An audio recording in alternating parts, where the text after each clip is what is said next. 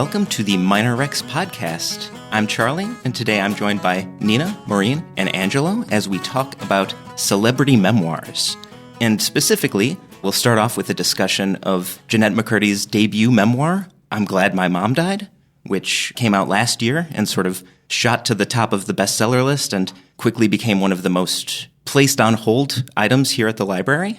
But sort of at the outset, here at the beginning, let's do a little bit of housekeeping. I guess, first of all, a bit of a spoiler alert. I'm not sure how much you can spoil a nonfiction book, particularly one with as forthright a title as I'm Glad My Mom Died. But I think in order to discuss the book meaningfully, you do sort of have to talk about the contents of the book. So if you haven't read it yet, consider this sort of a fair warning.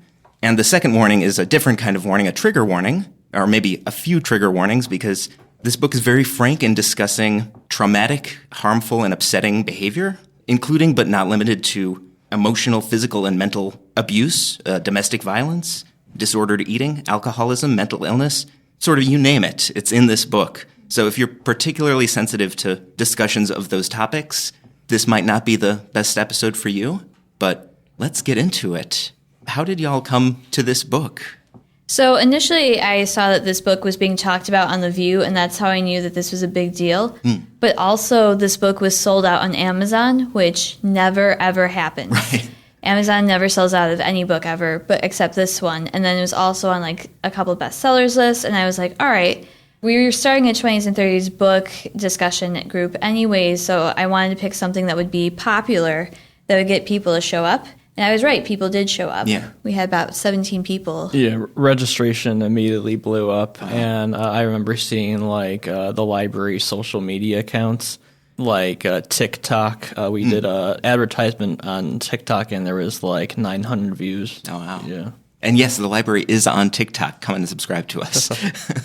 Do you think that the people who were excited about this book were iCarly fans? I was going to say, actually, I watched iCarly, but I was never really into it growing up. And the reason I actually found out about it was through TikTok. And it became really popular. People were talking about what an amazing job she did and how they weren't expecting it from her, I think is one of the main things. Because I know people that followed Jennette were aware of her writing, if they were genuinely aware of her craft and her artwork, but from someone who really didn't know anything about what she was doing other than iCarly, I definitely wasn't expecting it, and I think she did really well in articulating herself. Yeah, I definitely agree. Yeah, I think just the title probably resonates with a lot of people in our generation. Yeah. It's a very strong first impression. Yes, and I remember from the book club, I don't think there maybe half the people grew up watching iCarly. Most people wanted to discuss the book because of the title. Right. Yeah. Yeah, I think this book makes a really good first impression with the 1-2 punch of the title and the graphic design on the cover, which is sort of like a parody or pastiche of maybe Judy Blume books or just kind of 80s, 90s young adult. Yeah. I was going to say that it was interesting because someone mentioned that they purchased the book at Barnes & Noble. This was during the book discussion. And I was surprised that someone actually had approached her and was like, why did you buy such a horrible sounding book? With such a horrible title. And I was like, to me, it's I never acknowledged the title as being controversial or something. Because, I don't know. I feel I immediately was just maybe she has a reason. But people are just no. And I think we went into it a little bit more in the book discussion because someone was well, I think it's we look at moms and dads and automatically assume that we should respect them and right. That kind of a thing. So I think that they mentioned that as well, and I was that's true. The person that made the comment was older, so I think there's a couple people that were on the older side was you should respect your elders and your right. parents and that whole thing. I think I might have made that not the one about respect your elders, but the initial comment in the book club about the narcissistic parents. I actually think that is the biggest reason why this book resonated with people, with millennials. I see a common online discourse on Reddit or Tumblr or Twitter. In particular, there's a subreddit called Raised by Narcissists. I guess a self-help group for people who have abusive parents. It seems like the common opinion, which this book, going off the title, shares, is that it's okay to if you have a narcissistic, abusive parent, it's okay to cut ties with them, any and all ties. Yeah. maybe it's just my opinion, but it doesn't seem like that was the common stance in previous generations, where you have sayings like respect your elders. And I think like that tenet is talked about in the book. I think it was like one of the later chapters where Jennette McCurdy goes to therapy. It was the therapist started to basically ask about her relationship with her mom, and immediately Jennette goes on the defensive. Right. She says that whenever resentments towards her mother would creep in, she would curb them because she wanted that narrative of a parent loves their child to be intact. And she says something along the lines of that narrative was essential to her survival, essentially. Yeah. The title of the book is almost sort of like a litmus test or an inkblot test of like what you see in it, because some people see just anger and some people see flippant humor and some people see like relief immediately followed by guilt about having that relief, which I think is, true for a lot of people who've had traumatic childhoods. Because one thing this book is emotionally nuanced. Like, it's not all one thing. Everything is sort of layered together and tangled together. Like the love and the hate and the resentment and the gratitude are all parts of the same upbringing. And two, like the other thing that our book discussion really made me think of was how whenever like you hear of like a child actor like going off the rails in quotes, something always triggers that. And if not one thing, it's a series of things. So it made me think about like, how other celebrities have been treated kind of as like a joke now because of like how wild they were in their 20s. But I think this memoir kind of taught me to think, so what happened to this person? Yeah. What choice did they have? Right. Did they have any choices? Was it a circumstance where they were just like controlled their whole lives and now they, as an adult, you're like, okay, you're on your own now. Yeah. What do you do? And some people just like can't handle it. And I think other people had other external factors. Because the other thing this book brings up, because not only was her mom abusive, but then there were abuses at Nickelodeon. And it's one of those other layers to the book that, like, I think people don't want to talk about. They'll talk about her and her mom or in, like, her relationships with, like, her family. But, yeah, that whole, everything that was happening to her, plus Nickelodeon being really awful to their child actors, and there's still investigations going on. Yeah, which is probably why the protagonist, probably to protect libel lawsuits, is referred to as the creator rather than his real name, which is easily Googleable, and which I will not mention because I don't want to be sued either. Yeah, but I think that was like another whole factor because like you're not safe at home and then you're not safe where you work. Yeah. So where are you safe? The answer is nowhere. And I thought that was like one of the scariest realizations. Yeah, I thought it was very telling that she talked about her mom and the creator in kind of the same terms, but she knew like I can't give the creator anything. Like I can't be too open with him because I know that he will use it to hurt me. Yeah. I was going to say, I think the only place that she felt safe was at church. And then even that stopped because of her fame, basically. Her mom also, like, I think stopped going because she even asked her mom, like, oh, like, why did we stop going? Like, is it because, like, we don't need anything anymore? And then she's, like, really defensive about it. Like, and she didn't really answer her. Yeah. Going off of that, I think that's another thing that's a big reason people read this book is because this is obviously the age of Me Too and huge scandals like Harvey Weinstein. So, kind of similar realm of the topic, Yeah. I mean, I think that all of us are sort of an age where we grew up watching Nickelodeon. We probably have our own complicated feelings about it, where it's like it was a comfort to watch it when we were growing up, and then we learn more about the people who created the shows. Still heartbroken about Ren and Stimpy. Oh, yes. Yeah. I will say I was not in the iCarly demographic. I was in college at the time that it started, and it never occurred to me to watch it because, it was not marketed to me. Like, if I was a 21-year-old man watching iCarly, people would have asked questions. Yeah. So, like, when she talks about certain iCarly running jokes and plot lines, I thought, really? That can't be true. There is no way that Nickelodeon would have made this anorexic teenage star obsessed with food in her character. But then curiosity gets the better of me, and I go on YouTube and search for Sam Puckett fried chicken, and I kid you not, the official Nickelodeon YouTube page has put up a 5-minute supercut of Jennette McCurdy's character eating fried chicken, knowing now that she had such a toxic relationship with food and the mental struggle that was going on. It's one of the more disturbing things I've seen on the internet recently. And the internet is just occasionally a cesspool. Occasionally. But yeah, and the other really disturbing thing, too, is Jennette was taught how to be anorexic by her mom. Yeah. And, that becomes a thing where it's not just an eating disorder. Now it's, a learned behavior as a child that is, really, really hard to, reprogram now. Yeah. I'm going back to what you were saying about, the video that you saw. I genuinely just, I inferred from what she was talking about when she was specifically talking about Nickelodeon that Nickelodeon just did not care about their child actors whatsoever, because it's obvious when she's trying on bikinis, she's vividly uncomfortable, and her mom sees that as well, and I think the dresser also sees that, and they just kind of look the other way and encourage her to try it on, come on, what's the harm in trying it on? Options. Yeah, and I'm that's. Yeah. Someone should have been at least her mom. That's her mom. She should have been well, if you don't want to do it, it's fine, Yeah, there ought to be some protector in that situation, and it seems a lot of time there's just no one there.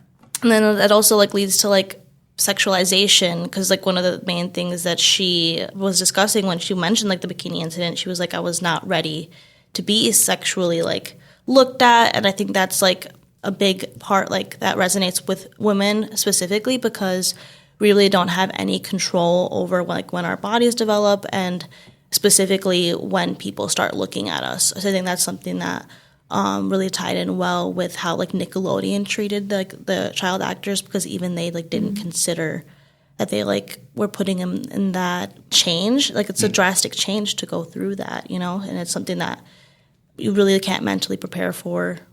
Similar to that, one of the things that disturbed me about this book, and this kind of is a common with any child celebrity, is how much of your childhood development is recorded. She talks about how her first kiss was with one of her co-stars for the show. And I don't know, I would not want any part of my childhood to be recorded and shown to millions of people. Yeah. The discomfort that she also had with having her first kiss be on screen. And not only that, the creator, I think it was, he was just do it again. And he made 10, her, 15 times. It was, and then you have, I forgot the guy's name. I know his name in the show, Freddie, and he just tells her it's fine, kind of consoling her through it. But I feel I guess we don't have his perspective. We're looking at her perspective. But it seemed to me that when she was talking about that, he seemed a little bit more okay with it than she was, and maybe he wasn't, because we're not getting his perspective. But do we think this is a tell-all book? I would definitely think it is in some ways. I think that it's definitely a tell about Jennette McCurdy's childhood and how she grew up, but it's also a little bit revealing about how Nickelodeon has some really troubling, rather recent history, and they don't seem to have learned their lesson. I don't think any media company that has a lot of child actors have really learned how to treat their child actors well. Disney's not exempt either. They're just as guilty as Nickelodeon is. For those of you who are keeping score, I hate Nickelodeon, Disney's not better. I think if anything, they're probably worse. It's a systemic problem, it seems. And they're actually, I forgot who's doing it, but there is a former child actress who actually is trying to get an act passed through Congress for better protections for child actresses and actors, just because there's not a lot of protections. Your main protections based on this book, if you're a child actor, seem to be about going to school, and that's really about it. No one ever even when Jennette was getting at her sickest, no one really asked about her well-being. No one was you need to send this person to a doctor. They didn't no one cared about her as long as she was there at work working. And that's just the corruption of just money and focusing on money. I think it's just a worldwide problem. We should just put this under the table because money is being made. Why I ask about tell-alls is because tell-all books are an interesting genre. I think this book has some similarities to something like Mommy Dearest, the book written by Joan Crawford's adopted daughter, which was later turned into a movie. It's another kind of story of an overbearing mother and what's going on behind closed doors. But I think that a lot of times, tell-all books have this reputation of being poorly written, kind of slapdash affairs. Usually there's a ghostwriter. It's just kind of sensationalized and made for the headlines. I appreciate that this book has a lot more nuance than that. For one, it's actually really skillfully written. Like, I think that Jennette McCurdy's decision to write the whole book in present tense is incredibly effective, because you don't get that kind of omniscient narrator, like the voice of present-day Jennette saying, I know that's messed up now, and here's why it's messed up. You just get her perspective as young Jennette, and she'll tell you about worrying behaviors without naming them, but you'll say, oh, that's OCD, that's the beginning of anorexia, that's whatnot. But she doesn't think that. She's sort of internalizing all of this abusive behavior, and because it's coming from the loving stability that she knows as her family, she just accepts it and incorporates it into her personality. It's very hard to read from the perspective of a 9, 10, 11-year-old that she's being forced to cry on cue, that sort of thing. I think the fact that she was 6 for most of the beginning and the emotional intelligence that she has, because we talked about that a good amount in the book group. Someone was also mentioning how maybe the mom didn't know any better, because you can see in the book that her mom is also pretty awful. So Jennette's grandmother. And I think we went into what the mom was responsible for, since she also seemed to have a mom that was very similar. I made the comment that Jennette, being as emotionally intelligent as she was at 6 years old, I really can't give the mom too much of I can't really ease up on her because of that. Because, she goes into detail about how controlling her mom is in every way. And something that really stayed with me was when she said that she couldn't have a doll, this doll, I forgot what the name of the doll was, but the doll had short hair, and her mom was like, you can't have that doll.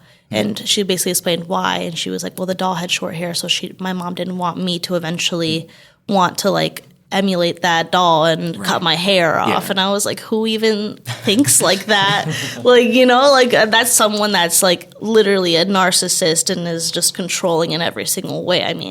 I really can't see how you can interpret it any other way. Yeah, and to hear such inexcusable behavior be repeatedly excused by the narrator is just so frustrating. And, when she does start to go to therapy and kind of untangle all of this, it's very powerful to read. It's especially powerful to read when I didn't have, I don't think my mom's a narcissist, so I really didn't have any experience with dealing with someone who's a narcissist. I don't think anybody in my family is, especially her mom. So reading about how her mom is controlling every single detail of her life, and just like Nickelodeon does. She doesn't care to make her comfortable. She doesn't care about what she wants. She's just a doll, a puppet to her, and for her own expenses, and that's it. There was quite a lot of people that came to the book club that said that this book, basically reminded them of their moms. One person basically said something along the lines of they had to put the book down because it was giving them a panic attack, which show how strong Jennette McCurdy's writing can be. Yeah. And also how much kind of unprocessed trauma a lot of people just carry with them from day to day. I think we said it at the beginning, mothers in particular are considered sort of the stabilizing force in the family. But everyone's parents are not perfect. Everyone has human parents with flaws and faults. And as you grow old and become in your 20s and 30s, you do start to realize maybe that wasn't the best decision for everyone. And so even if someone's parents aren't as bad as Deb McCurdy seems to be, you can still make connections and draw parallels and get a lot out of it. So the book is divided into 2 parts. There's before and after the mom dies. Yeah. And in the after section, I think it's really interesting how many of the things she talks about are mirrors of what happened in the before section. Yes. There were some bits where I didn't kind of know why she was spending so much time either writing about or just dating this one particular significant other who just seems like a mess. He's got serious drug problems. He's got a mental illness. He's really struggling in a lot of ways. And I'm like, why don't you just dump him? But then I realized, wait, he's sort of messed up in all the ways her mom was messed up. Maybe not the exact same ways, but she has to fulfill the same sort of protective and, has to clean up a lot of his messes in the same way. And it's like taking her mom's place in a way. Yeah. But that's also the section where she realizes, like, this can't go on forever either, because she's realizing that, like, there's things I want to do in my life, and if he's not going to ever get his act together and do what he needs to do, then I can't be with him. Yeah. So at least I like that she sort of comes to the conclusion that, she has to start cutting out her grandma now, because her grandma is also, like, never going to stop leaving her abusive phone messages and everything like that too. So growth in a lot of ways is just, setting boundaries and abiding by them.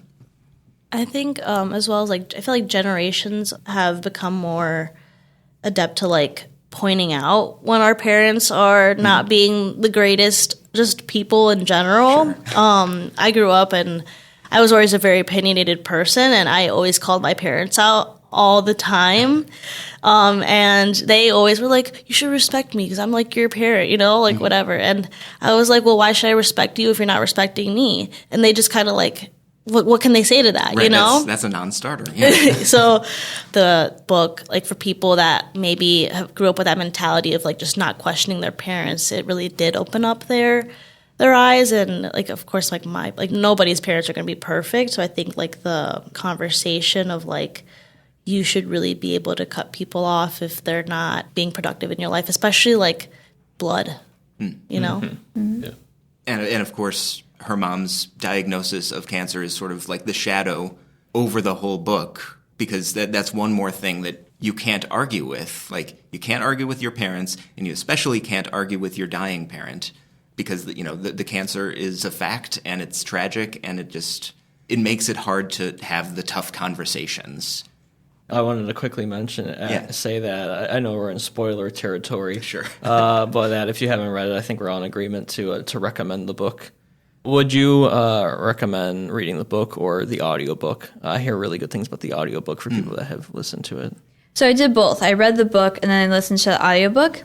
And I really liked the way that Jennette McCurdy reads the audiobook as well. So if you wanted to do the audiobook, I would highly recommend it. Yeah. I think that before she even wrote this book, she did a one-woman show with the same title. So it started as a mostly audio-visual thing. Yeah. Yeah. I started reading the book, but I just found myself putting it down because it was just too much.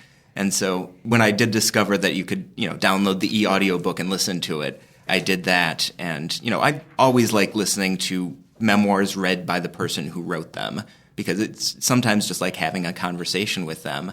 But I think there's one particularly powerful moment in the audiobook, and it's in the scene that Angelo was talking about where she goes to therapy for the first time.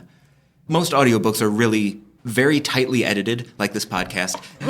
And, they cut out any ums and ers and stumbles and whatnot. But they left in this incredible sigh in that chapter that is so heartbreaking and so emotionally painful. I just had to hit pause and do the dishes and I'll get back to this later. This is too much. Yeah. It's very real. I also had to put the book down and a bunch of times, and I actually listened to the audiobook as well, and I found it a little bit more like it was like forcing me to like listen to it, because with the book I had to I need a break, I need to put it down for a moment, and then with like the audiobook I was just like, okay, I need to listen to this. And yeah. So we're on agreement. We recommend either reading the book or listening to the audiobook, and there are quite a few other memoirs we wanted to discuss today.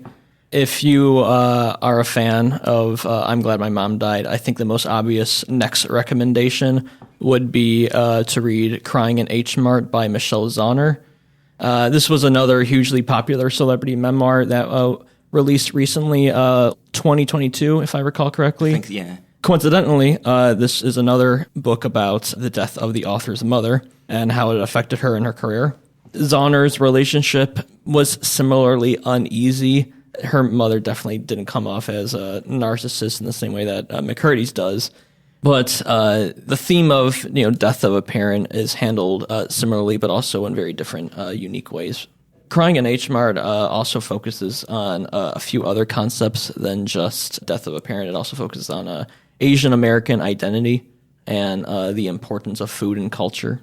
And I think because of that more like kind of complex thematic development, I kind of prefer Crying in H Mart slightly more than I'm glad my mom died. You said the cultural element is what? Yeah, obviously the title was Crying in H Mart. H Mart is a brand of Korean food stores, and even though it's a sad memoir, you can almost read the book like a cookbook. There are so many references to Korean dishes. The book actually, I believe, starts off with her in H Mart. Okay. I remember I actually helped a book club outside the library. They were reading Crying in H Mart, and they said, "Oh yeah, we're all going to read it. Then go to H Mart and actually discuss the book." Yeah, Perfect. So, perfect idea. I haven't read Crying in H Mart yet. I'm a big fan of Michelle Zauner's indie rock band, Japanese Breakfast, and I've heard that the book is phenomenal, but it's still on my to-do list. Yeah. I became a fan of the band after I read the book. You get to see her start off how the band came to be, which is pretty cool. Nice. Are there any other memoirs anyone wanted to bring up? I read a whole lot of celebrity memoirs, but usually they're not very tell-all-y. Usually it's just like a very old musician telling their war stories. So, I enjoyed the Peter Frampton book recently. I enjoyed the Bono book. I read all sorts of the boomer rock books.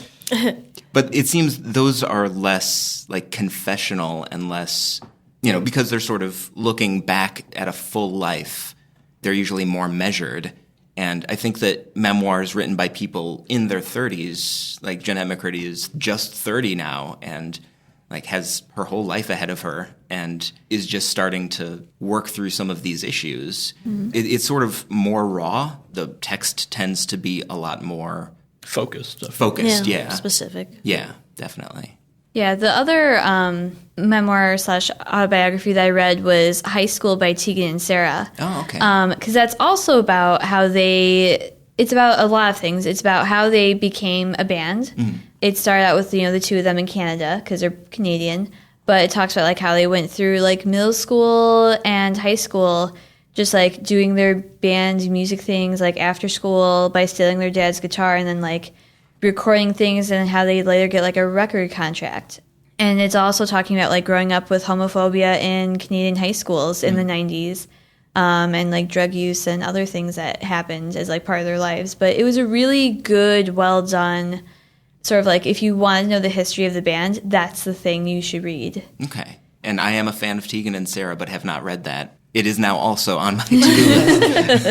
And I hear they're making a television adaptation of that. There's a television adaptation, and then there is a middle school version of like their middle school years that's being told in graphic novel form. Oh, nice. And that's coming out soon, too. Okay. And I think they also put out a record of them now re-recording songs that they wrote as teenagers. Yeah, they so did. It's a whole multimedia project, it sounds like. Yeah, it truly is. So we definitely have that album that you can check out on CD form. Wonderful. Yeah.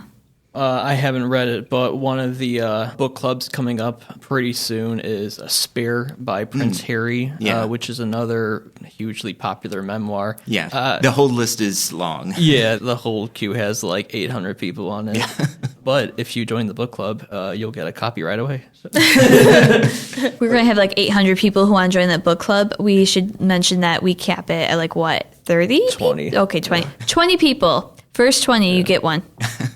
But yeah, I think that Prince Harry's memoir is one that I've read a lot about because it seemed to have been serialized, and before it came out, there was a lot of the revelations started making their way to gossip websites and headlines and whatnot. It seems a lot of the sensationalized aspects of these memoirs make their way to us first because, they're headline grabbing. But it doesn't really give us any of why that information is important or meaningful. Well, some of it I feel like is Prince Harry was trying to, with some of the more salacious details, shall we say, that I will not get into because you probably know what I'm talking about if you've read any headlines about anything he said recently. Yeah. He was trying to get ahead of the British tabloids is what he claims to be doing. So they can't take some of the more graphic and like intimate details of his memoir and like leak it for like profits. Okay. He sort of like beat them to the punch. I see. Do I believe that narrative? I don't know. It's great publicity any way you slice it. Yeah, and I'm also just like, great. Another insufferable thing that we have to like deal with for the next however many months. I'm all for like a good tell-all, but this I feel like it's just like a money grab of sorts, because I feel like there's been many attempts by Prince Harry just to make a project to make lots of money. I'm just like, this might be the thing. It's doing well so far, but I hope this is very successful so he can just like fade away. You don't hear from him in a very long time. Oh my gosh. I mean, he has the Netflix documentary, and he also has one on Hulu, because I'm pretty sure they're completely different. Because why would you just have one? I mean, I've seen a bunch of things come up, and I was like, oh, okay. And then, like, he has, like, this book coming out, and I'm like, you do what you gotta do. I mean, I guess he's not on the royalties payroll anymore, is what it looks like. I'm guessing that the royal family has such a firm command of the narrative that they want to set forth. To counter that narrative, he has to sort of use every option. So, I'm sure there's a podcast next. I'm sure he'll be doing speaking engagements, and you've not heard the last of Prince Harry, I'm sorry to say. I mean, I think, like, the whole thing about it is that they were, like, seemingly the royal family was being racist. I mean, and so was the tabloids in Britain. And I think there's really, like, I mean, how can you disagree with that, Because it's just so obvious. Yeah. So I guess there's that aspect to it. I mean, the royal family is a very different world from TV moms living vicariously through their kids. But there does seem to be sort of a parallel with the Jennette McCurdy book of being brought up in this very controlled atmosphere where no one says exactly what they're thinking or what's important, and how that screws you up as an adult. Everything has a script, basically, with them. Right. I mean, it's all about image, and that's how celebrities are as well. I mean, they have to, like, keep everything looking neat. Essentially that's why they have publicists. Right. I guess that brings up the question, to what extent are memoirs works of PR? Like, how much of celebrity memoirs are the celebrities trying to give you their version of events, and how reliable should we take it? I feel like it's inevitable to have, like, a memoir, because, like, usually there's a bunch of obstacles you have to go through to be, like, it's not easy to be famous. It's not easy to seemingly, like, just go right into, like, working and acting and not really having a childhood. I feel like it's something that any celebrity could really talk about, no matter if they have, like, a seemingly uneventful life, compared to, like, like Jennette, she has a lot going on with, like, her family dynamic. And even if you cut that aspect and you don't have that, you still have your rise to fame to talk about, you know, like your life before you were famous. I mean, Selena Gomez even came out with, like, a documentary on, like, I think Apple TV. I mean, like, a bunch of celebrities. Like, it's just common to, like, look up celebrity, and they most likely will have a documentary. Right. And it seems like recently those documentaries have had more of these sort of personal disclosures of things that, when they're in the public eye, you don't want to talk about abuse or these situations that kind of mold you and affect you. But now we are seeing a lot of, like, there's the Paris Hilton documentary, there's the Taylor Swift documentary. I'm not sure how much the Justin Bieber documentary shed light on his situation, but I think that that's sort of a thing that a lot of young actors and actresses and, media personalities are doing, just showing, this is my perspective, this is how my life has gotten me to this point. I think a lot of it is PR, and that's probably why I'm kind of averse to reading this genre in general. Crying in H. Mart was the first book I did, first celebrity memoir I read, and then I'm Glad My Mom Died was the second. And I think what heightens those is that they actually have an issue they want to address, and not just be like, this is my life. Right. I'm Glad My Mom Died. In regards to that, Jennette McCurdy, she's not an actress anymore. Right. So it's not like she's doing PR for, like, the next movie she's doing. Right. Yeah.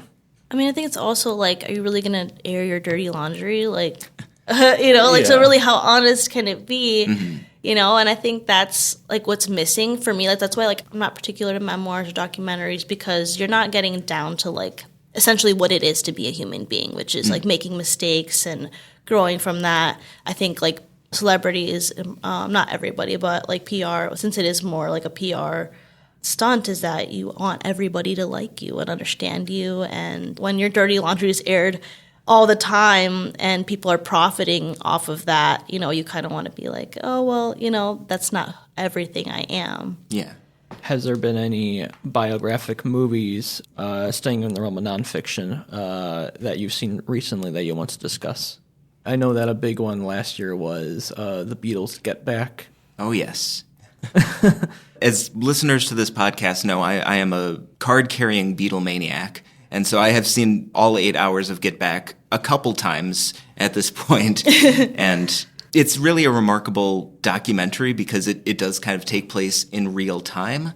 The fact that the Beatles were followed for this 1 month, the January 1969, it's maybe the most eventful month of their whole 7-year or so span. In that time, like, George quits, Yeah. Alan Klein gets into the picture, and it's the portrait of a band sort of spiraling because their manager, Brian Epstein, had died like a year and a half before, and they didn't replace him. And so you see, like, the biggest band in the world sitting in a room, not being able to get a decent sound system, not knowing where to put on their big show. You know, they're kind of flailing. My favorite aspect of what I saw maybe 2 hours, is the kind of archival footage that's never been shown before. And you get to see, like, alternate takes of famous songs and them, like, practicing and them, like, thinking, hey, maybe we should do this chorus instead of like that. As a musician, it's fascinating to see them working on things and just deciding on arrangement ideas that are now just sort of, that's the way the song goes. But being able to see, Paul McCartney come up with the melody of Get Back out of thin air, it's, powerful for any creative person to sort of see the act of creation, I think. Yeah, the whole thought process and what goes into it. I mean, it's, like, beautiful to see. That's why, like, I didn't watch Get Back, but I watched, like, a documentary of the Beatles in general, and it just talks about, like, their meaning behind the song. Because sometimes you can just listen to a song and you just, like, are so focused on, like, how the aesthetics of it, like, how beautiful it sounds, and sometimes we forget to look at, like, the lyrics. So it's just always interesting when musicians come out with things like that. Yeah, and I love all music documentaries, especially when they do have that footage that no one has seen before that's been, sitting in a cupboard for 50 years. Like the other film that came out around the same time, Summer of Soul, is just phenomenal. That's directed by Questlove from a trove of footage shot the same year, 1969, but at this festival in New York, in Harlem, which was just filled with the best black entertainers, the best musicians at that time. I'm baffled that this amazing Sly and the Family Stone and Stevie Wonder and all of that footage hasn't been seen yet. But what's powerful about it is not just like, oh my God, look at their clothes or listen to the music, but it's like just the audience shots, in the middle of this incredibly turbulent time in the late 60s. I can't possibly imagine what it's like to be a black American in the late 60s. But when you see, like, kids dancing and, like, people instantaneously smiling on hearing a song that they love, it's very powerful. It speaks to how music, helps you through the hard times. Yeah, and Questlove is coming out with his second documentary too soon. I don't know what it's about, but sign me up. As a closing thought for me, reading these two celebrity memoirs, it made me let go of my risk aversion to reading this genre, and it's also kind of warmed me up to celebrities, where it's easy to not view them as, like, a typical person or celebrity.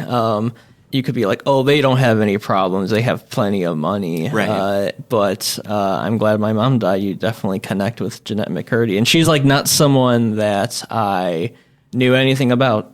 Same. I think the first time I saw a picture of her was on the cover of the book. Oh, that's funny. The biggest takeaway I got from I'm Glad My Mom Died was just to be very critical about the structures that surround you in your personal and or professional life, because people are not always who they claim to be, and don't be scared to push back against people who hurt you. What the book taught me is, like, just because they're a relative or your parent or someone, like, blood related, like, it doesn't matter. You should be cautious of how people treat you and what their intentions are, because it's not always, like, honorable. Yeah, don't be afraid to advocate for yourself and speak up when something doesn't feel right. Because, I think that this book is in many ways kind of like an encyclopedia of the ways that harmful behavior in childhood can manifest as an adult. None of us can know each other's personal history, just meeting each other. So just be kind and and empathetic towards people, because you never know how they were brought up or what stuff they haven't dealt with yet. And normalize going to therapy. Because I think it's beneficial no matter what life you've had. It's always something to learn from it. Well, I feel better after this session. Well, thanks everyone for listening, and we will see you next time on the Minor Rex podcast. Bye-bye.